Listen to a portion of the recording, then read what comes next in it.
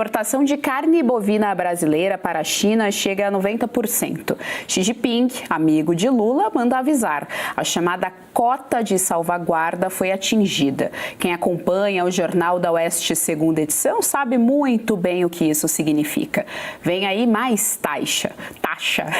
Traz as informações, é o correspondente internacional Ivan Kleber. Ivan Kleber, toda vez que eu falo do Lula, do PT, dos amigos dele, meu português começa a dar uma falhada. Ivan, seja muito bem-vindo ao JDO2, boa tarde. Boa tarde, Geisiane. Uma saudação a você, as colegas de bancada e toda a nossa audiência. Estranho, porque alguns membros ali dessa organização que você citou, acho que teriam dificuldade também em falar em português, mas enfim. Quem tem dificuldade de dialogar com Xi Jinping, aparentemente, é o Lula. Ele só obedece, só recebe ordens de Pequim, mas não se impõe. Bom, Geisiane, a situação para o mercado pecuário do Brasil é extremamente dramática, eu diria. Ontem, o governo chinês, então, anunciou que o Brasil atingiu 90% da sua cota de exportação para o país, ou seja, eu andei fazendo uns cálculos e agora, no final de agosto, então, nós teremos aí os 100% dessa cota, o que significa que 3 dias depois da cota atingida, a carne brasileira será taxada em 55% lá na China. Agora, nós precisamos lembrar a nossa audiência aqui que há uns 12 dias atrás, quando o Lula se ofendeu com o Milei, no mesmo dia, num domingo à noite, né, no Brasil, segunda-feira pela manhã, ele ligou para o Xi Jinping.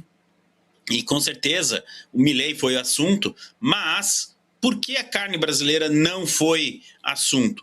Até o momento eu não encontrei nenhuma confirmação oficial de que o governo brasileiro está tentando negociar com a China ou o aumento dessa cota ou até mesmo o fim dela, uma vez que Xi Jinping e Lula falam em futuro compartilhado. Que futuro compartilhado é esse que um aliado, um país amigo como quer passar o Xi Jinping, coloca 55% de tarifa sobre um produto do outro país, ainda mais um produto tão importante para o Brasil de exportação como a carne de gado, não é? Então, eu não encontrei essa confirmação e o Lula perdeu essa oportunidade porque quis, talvez, por receio, não quis se indispor com o seu amigo Xi Jinping, não é? O fato é que, então, aparentemente a gente não tem essa negociação. A única coisa que eu encontrei, Geisiane, é que o Brasil estaria tentando negociar com o Uruguai, até porque não pode negociar com o Paraguai e com a Argentina, o nível diplomático está lá embaixo, não é? Sobrou o Uruguai ali do Mercosul, e o Brasil estaria tentando negociar com o Uruguai para encontrar um meio ali de passar a carne brasileira aproveitando a cota uruguaia, já que o Uruguai não atingiu a sua cota ainda com a China, então eles estão tentando fazer essa ponte via Uruguai, mas não negociando diretamente, que seria o correto. Não é? Olha, somos dois povos amigos, não sei o quê. O Xi Jinping vive falando também da questão cultural, da integração cultural, estão querendo integrar até o PIX. Seria tão difícil assim retirar essa cota da carne para o Brasil? Pois é, né? Agora, eu comecei a minha intervenção aqui dizendo que o setor pecuário caminha aí para um período muito complicado nos próximos meses, porque o cenário é o seguinte, Geisiane. Para a primeira semana de setembro, poderemos ter 55% de tarifas da carne para a China. Nós poderemos ter a União Europeia banindo a entrada de carne brasileira. Aqui também as negociações não estão avançando. E agora o Reino Unido, aqui que pouca gente sabe, mas não é membro da União Europeia, portanto tem um poder de decisão autônomo em relação à União Europeia, também está considerando a possibilidade de aplicar algum tipo de banimento à carne brasileira no momento. Os europeus, junto com os britânicos, alegam questões técnicas, né, envolvendo ali também algum tipo de suplemento que é dado ao gado, enfim. Já a questão da China é puramente econômica mesmo, para proteger a economia da China. E quem protege a economia do Brasil nesse sentido, não é? Então a gente tem esse cenário aí, onde o Brasil pode perder 3 mercados importantes agora no início de setembro. Enquanto isso, o Lula fica arrumando mais encrencas aí mundo afora, né? Ora com o Marco Rubio, ora com o Milei, e cuidar da diplomacia, que é bom nada, Geisiane. É isso, né? Cada hora ele tá brigando com alguém diferente, oferecendo jabuticaba e tudo. Deixa eu trazer aqui a tela, Ivan Kleber, as nossas analistas. Fabi Barroso, sua pergunta. Boa tarde, Ivan. Seja bem-vindo aqui conosco. Eu, às vezes, penso, viu, Ivan, que o Lula está fazendo isso na esperança que sobre picanha no mercado interno, né? Eu não duvidaria que fosse algo tão pequeno. Mas o que eu queria te perguntar, você falou aí de pressão econômica da China, mas eu vou um pouquinho além. Será que nós não estamos aí à mercê de uma pressão política chinesa, geopolítica também, né? Que isso é um instrumento de pressão, já sabemos que se usa a parte comercial para atingir objetivos políticos. E se você fosse chutar em relação a isso, se estamos sofrendo essa pressão da China, né, você chutaria em qual sentido, né? O que o Brasil poderia barganhar que seria de agrado do Xi Jinping?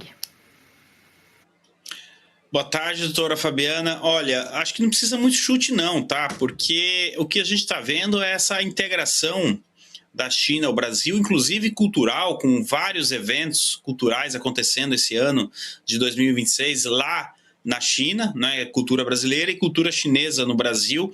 Nós tivemos também a notícia do final de semana que um sistema de pagamento semelhante ao de cartão, né, da China, o UnionPay, está sendo integrado ao Pix. Ou seja, turistas chineses, enfim, algum chinês que esteja no Brasil que tenha esse aplicativo poderá pagar no Pix. É o primeiro passo da integração, então, do Pix ao sistema financeiro chinês. Como nós noticiamos aqui, no mês de junho, o ministro da Fazenda, o Durigan, do Brasil, ficou uma semana lá na China negociando empréstimos. E, recentemente, tivemos declarações de funcionários do Tesouro brasileiro dizendo que esses empréstimos precisam ser recorrentes, que o Brasil precisa, sempre que tiver a oportunidade, ir lá pedir dinheiro emprestado para a China. Ou seja, o Lula não está mais falando em desdolarizar a economia brasileira, mas ele está colocando isso em prática. Obviamente que isso não passa despercebido pelo governo americano, mas é o que está acontecendo na prática. Ou seja, eu tenho uma notícia de hoje, doutor Fabiano, que acho que ajuda a responder sua pergunta. A venda de veículos na China caiu consideravelmente nos últimos meses, mas o mercado brasileiro está compensando essa queda interna lá na China. Então, o Brasil cada vez mais abraçando aí Pequim, não é? Mas a gente não consegue entender ao certo quais serão os benefícios para a população brasileira dessa integração econômica e principalmente cultural. Quando a gente fala de cultura, aqui a gente também precisa falar de religião e a gente sabe como é a perseguição religiosa aos cristãos, principalmente lá na China. A gente sempre vem noticiando aqui no nosso jornal, né? Então é algo que deveria ter mais transparência. Afinal de contas, por que o Brasil está indo pegar empréstimo na China e não tem a capacidade de negociar essa questão das tarifas, por exemplo, a carne brasileira? Gesiane, eu devolvo para você. Já saiu na grande mídia. São mais de 10 bilhões de reais esquecidos para serem sacados pelos brasileiros. Foram 4 dias organizando e logo já entrei com a solicitação e, na sequência, já me veio o retorno. R$ 8.517 que estava lá parado. E era meu. E isso é só a ponta do iceberg. São 7 brechas ocultas no sistema que você pode resgatar. A menos que você queira fazer doação para esse governo, precisa ver antes que o prazo acabe. Para você descobrir, deixei o link aqui embaixo e um QR Code na tela. Acesse agora. Trazer novamente as nossas analistas aqui para a nossa tela. Doutora Kátia Magalhães, sua pergunta. Boa tarde, Ivan. Apesar de tudo, Lula continua um admirador do regime de Xi Jinping, assim como Gilmar Mendes e demais togados. E por falar neles, vamos falar um pouquinho de censura. Talvez a tarifação não seja o único presente venenoso que a China esteja entregando ao Brasil. Quando o Lula visitou a China ao lado da primeira-dama, houve uma conversa de trazerem para o Brasil especialistas no que eles chamam de regulação de mídia, que é censura em ótimo português. Por outro lado, a gente tem lá aqueles acordos do STJ com PC chinês que continuam para lá, já que o mote do nosso jornal de hoje é sigilo e quebra de sigilo, esses acordos que deveriam ser para lá de públicos seguem em sigilo. E aí eu te pergunto, há 2 decretos de Lula, os decretos de imposição de censura que estão de pé, estão em pleno vigor. E eu te pergunto, pode estar havendo alguma movimentação lá da China para exportar, enquanto ela não permite mais tanta exportação da nossa carne, por sua vez ela pode estar exportando tecnologia de censura, no pior sentido? Boa tarde, doutora Kátia. Com certeza. Para que a censura dos moldes chineses funcione no Brasil, esses decretos são primordiais. E isso está acontecendo. Agora tem algo mais grave por trás disso tudo. À medida que o Brasil facilita, então, essa integração chinesa, o Brasil dificulta a operação de empresas americanas no nosso país. E num possível cenário onde fique cada vez mais difícil para, por exemplo, as Big Techs, que ainda não é algo para o mês que vem, mas a gente vai caminhando lentamente, mas vai caminhando para essa direção. Onde, por exemplo, as redes sociais americanas, a Meta, a Google, entre outras, não consigam operar no Brasil da maneira que operam hoje. Obviamente que a população aí no Brasil, ela não quer ficar sem a rede social, ela quer uma diversão, um passatempo, enfim, algo que substitua as atuais redes sociais. E aí é que entra, doutora Kátia, não só o modelo chinês de censura, mas também as redes sociais chinesas, como o TikTok, entre outros, né? Lembrando que na China eles têm o WeChat, que basicamente é um 3 em 1, 4 em 1, faz a função do WhatsApp, entre outros, é uma rede social também, que poderia, no futuro, substituir as Big Techs americanas. Agora, qual é a grande diferença, né? Nós aqui na Revista Oeste estamos falando quase que diariamente dessa luta, dessa batalha, dessa guerra pela liberdade de expressão. Por mais que no passado a gente teve problemas aí de censura com as Big Techs americanas, lá nos Estados Unidos eles já perceberam que a coisa foi longe demais. Já do lado chinês, é o contrário, eles querem esse controle. Então, na minha opinião, faltou... Ainda bem que faltou, porque assim a gente ficou sabendo. Mas a Janja, ela não entendeu no ambiente que ela estava, ela não entendeu o contexto e ela acabou meio que entregando o jogo, né, ao questionar o Xi Jinping sobre controle de rede social.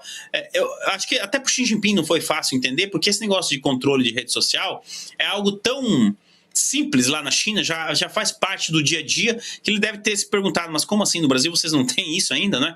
Então ela foi lá e fez esse pedido, e algo que não soou nada bem, porque não é muito comum alguém pedir alguma coisa nesse sentido para o Xi Jinping. Até gerou ali um certo desgaste diplomático, não é? Então, doutora Kátia, o que nós estamos vendo é a implementação do modelo chinês na economia e também, como a senhora muito bem trouxe, no judiciário. Caminha tudo de mão dada, não dá para fazer a integração na economia e deixar o judiciário para trás, ou vice-versa.